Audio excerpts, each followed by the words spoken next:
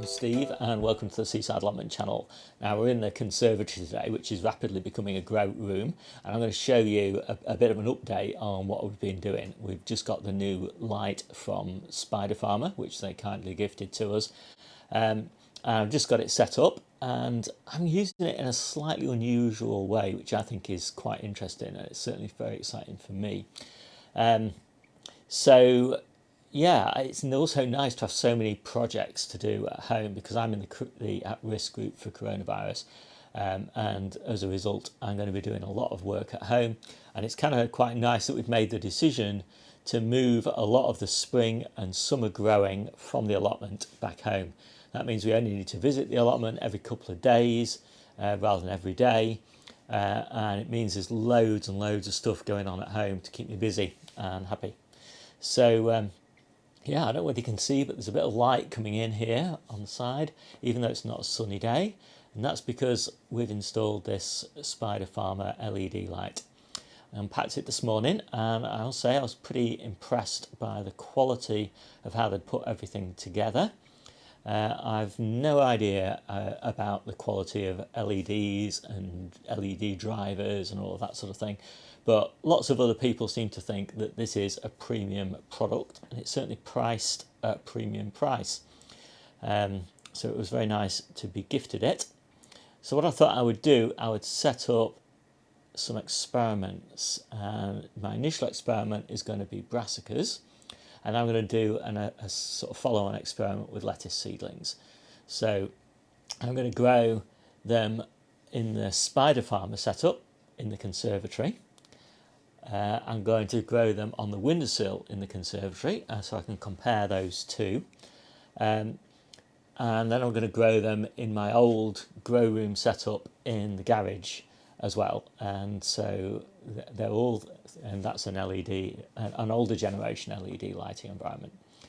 And then when it comes to the lettuces, I'm basically going to do the same thing. I've done two sets of trays, exactly the same, with about 5 different varieties of lettuces in them. And I'm going to do again one in the Spider Farmer environment and one outside. And then when it comes to do the tomatoes, I'm going to do some of the tomatoes on the grow shelf behind me in the conservatory, which gets fantastic top light. It's really nice and warm. It's kind of perfect for peppers and tomatoes.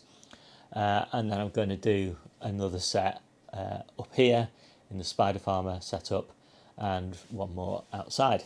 So that should give us a really good comparison of those 3 environments. Now obviously there are other comparisons that you could do. You could do a true grow room to grow room comparison, but I'm not able to do that. So I'll show you what I've got.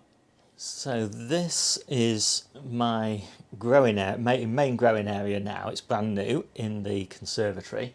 I've got fantastic top light here. The Spider Farmer light is just up here above here, and I'll show you that in a second. And I've got 3 trays, space for 3 trays here. I've got a little Bluetooth thermometer that's monitoring the temperature there, so that will be interesting to see. And then I've got 3 more trays here. They're getting less light obviously, but they are getting actually quite a bit through the gaps here.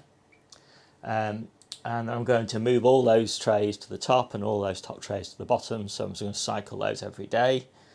And that is pretty much it for that setup. So there's the light. It's got infrared LEDs and full spectrum light LEDs, and the full spectrum thing is actually really nice in an environment like this, which is a living space, because it's just, so nice to have kind of sunlight pouring in. In fact, I've set this up so that I can do this. Alexa, turn off the sun, which is really quite nice. And this is kind of part of my whole kind of growing setup in here. So I've got these shelves. The lower shelves obviously are just warm germination space for things like beans and things like that. And then down at the bottom I've got an actual propagator, and that's on a timer, so that only comes on at night. In here it's about 60 degrees, 57 degrees, something like that at night. The the propagator lifts that by about 10 degrees, so makes it about 70, which is perfect for things that are in there. But obviously during the day when this is at 70 or 80 degrees, I don't need any supplemental heat. I've got my early baking potatoes here, and they'll stay in here for about another 2 weeks, and then they'll go in a cold frame on the allotment. We've got my early beans just coming up there. Everything else, the vast majority of stuff is obviously at the allotment. I don't have enough space here for everything. And then up the top here, I've got my peppers, and that is where my tomatoes will be going fairly soon. I haven't got very many early tomatoes. I've just got one in that corner, one in that corner, and a couple of spares. I'm not quite sure what I'm going to do with those. A couple of early courgettes, which will be going into the polytunnel fairly soon. My celery, which will be going into the polytunnel in a couple of weeks' time. And then, because I want to compare the Spider Farmer light with my alternatives, I've got 3 trays of brassicas here, which are planted on the same day, or potted on the same day. And so they are just on the conservatory windowsill, and so they're going to basically get the same amount of heat as the Spider Farmer light, roughly, but they're going to get a different lighting environment, so they're only going to get natural light without that supplement. So they won't get quite the same top lighting, but anyway, it'll be an interesting comparison. And I've got my kind of traditional grow room wrapped in mylar blanket, so I'll just show you inside there. So these are, again, sowed and potted on the same day, same varieties, so they'll work in here just as a control to compare the natural light supplemented by the Spider Farmer light top down, and we'll see how they do.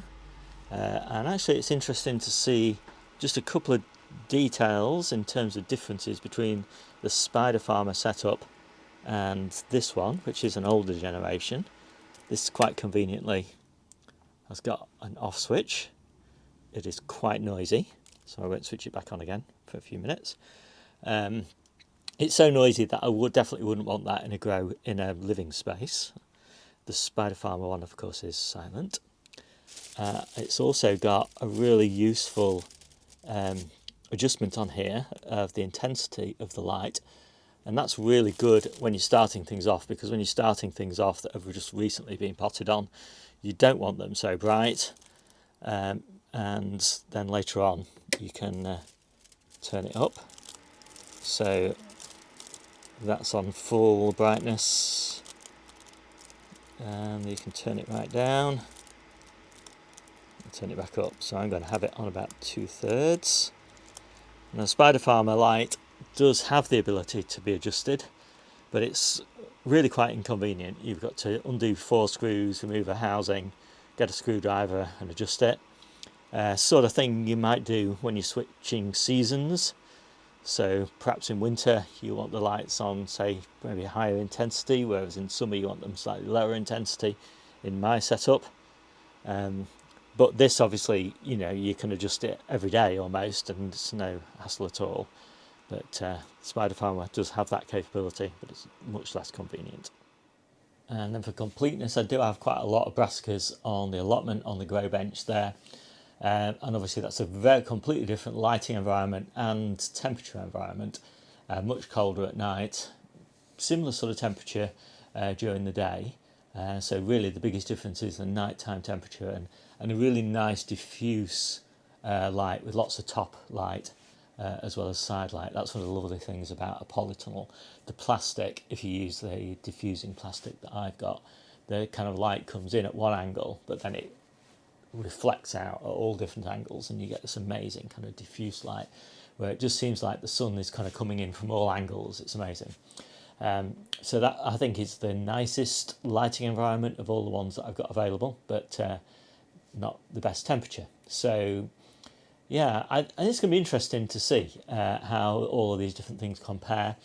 What I'm particularly excited about, of course, is and why I set this environment up in the conservatory is about what I'll be able to do in winter, because it's warm in here, and at the moment we're getting nearly a frost at night, and it's only costing me 30p a night to heat it in here to about 57, I think I've got it set at 57 degrees, something like that.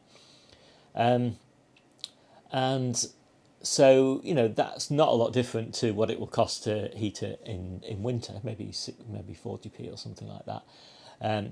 But with this addition of this spider farmer light, I should be able to do all sorts of interesting things, because I should be able to, there's still quite a lot of natural light going to come in here in winter, but there's going to be a lot of nice top-down light as well. So I'm going to get the benefit of relatively warm nighttime temperatures, really nice light levels during the day, and I'll actually do it probably the same as I'm doing it now, where I put the light on very early in the morning, say 3 o'clock in the morning, so I can give it, say, 18 hours of really nice top light, and that should mean that I can do some quite interesting early and late veggies. So yeah, I'm quite excited about the potential there.